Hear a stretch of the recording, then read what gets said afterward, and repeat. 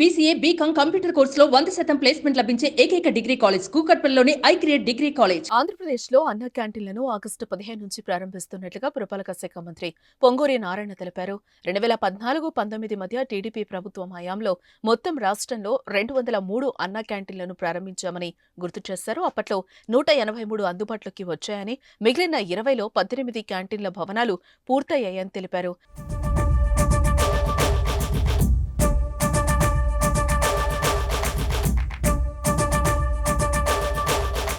మరో 2 భవనాల నిర్మాణం ప్రాథమిక దశలో ఉందని, 2019 ఎన్నికల్లో వైసీపీ ప్రభుత్వం అధికారంలోకి రావడంతో క్యాంటీన్లు మూతపడ్డాయన్నారు.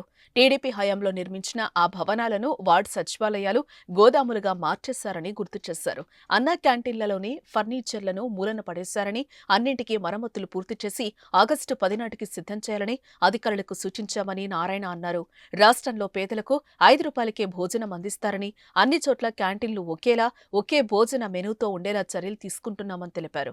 అన్నా క్యాంటీన్లకు గతంలో అక్షయ పాత్ర సంస్థ నాణ్యమైన ఆహారాన్ని సరఫరా చేసిందని ఈ సందర్భంగా గుర్తు చేశారు. ఈసారి కూడా అదేవిధంగా అవే ధరలకు ఆహారాన్ని అందించేందుకు టెండర్లు పిలిచామని, ఈ నెల 22న టెండర్లు ఓపెన్ చేస్తామన్నారు మంత్రి.